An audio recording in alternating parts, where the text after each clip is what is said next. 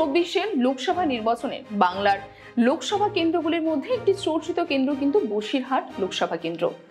সেই লোকসভা কেন্দ্রের মধ্যে কিন্তু পড়ছে সন্দেশখালী, যে সন্দেশখালী বারবার শিরোনামে উঠে এসেছিল।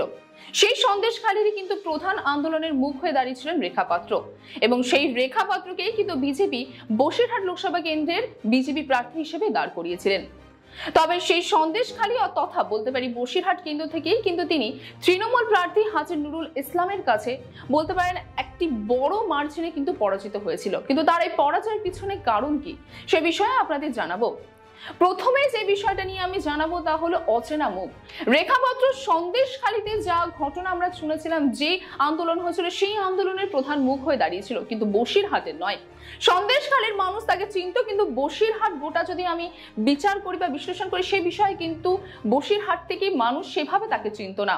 এবং রাজনৈতিক মহলে এই কথাবার্তায় বা এই বিষয় নিয়েই কথা হচ্ছে যে হয়তোবা যেহেতু সন্দেশখালী তিনি চেনা মুখ হয়ে উঠলেও বসিরহাটের পুরো লোকসভা কেন্দ্রে কিন্তু তিনি চেনা মুখ হয়ে উঠতে পারেননি।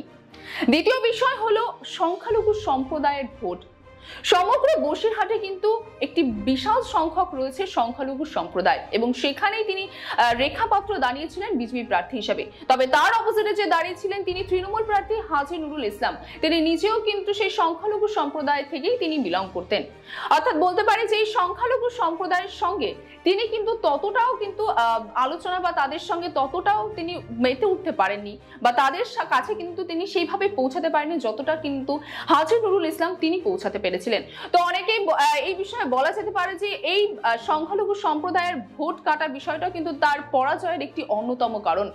দ্বিতীয় যে বিষয় নিয়ে আলোচনা করব তাহলে হিংসা। কারণ আমরা দেখেছিলাম যখন রেখাপত্র নাম বিজেপি তরফ থেকে প্রচার করা অর্থাৎ প্রকাশ করা হয়েছিল বসিরহাটের কেন্দ্রের প্রার্থী হিসাবে, আমরা সন্দেশখালীতে দেখেছিলাম তারই কিন্তু সেই সন্দেশখালী গ্রামের অনেক মানুষই বলতে পারি যারা আন্দোলনে তার পাশে ছিল, তারাই কিন্তু সেই তার নামের প্রতিবাদ করেছিল। তারা বলেছিল রেখা পাত্রকে আমরা চাই না। যদিও পরে এই বিষয় নিয়ে নানান রাজনৈতিক তর্ক বিতর্ক শুরু হয়েছিল, কিন্তু প্রথমে কিন্তু আমরা সন্দেশখালী মানুষের কাছ থেকে একটা আপত্তি দেখেছিলাম। তো কোথাও কি এইটা কারণ হয়ে দাঁড়াতে পারে যে সন্দেশখালীর মানুষেরাই কিন্তু রেখা পাত্রকে হয়তো বা ভোট দেননি, তার জন্য হয়তো তিনি এত বিশাল মার্জিনে পরাজয় হয়েছেন।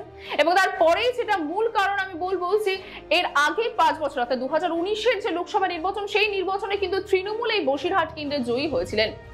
আর তৃণমূল প্রার্থী অর্থাৎ বলতে পারি অভিনেত্রী তিনি কিন্তু এই লোকসভা নির্বাচন থেকে জয়ী হয়েছিলেন। এবং তারপরেই কিন্তু 2024-এ কিন্তু আবারই তৃণমূলের তরফ থেকে হাজী নুরুল ইসলাম এখানে দাঁড়িয়েছিলেন। তো বলতে পারি যে এই যে বসিরহাট কেন্দ্রটি রয়েছে সেই বসিরহাট কেন্দ্র কিন্তু এক কথায় তৃণমূলের গড় ছিল, এবং তারপরেই বিজেপি প্রার্থী সেখানে রেখা পাত্রকে দাঁড় করা, যার কিন্তু সেভাবে কোনো পরিচয় ছিলই না।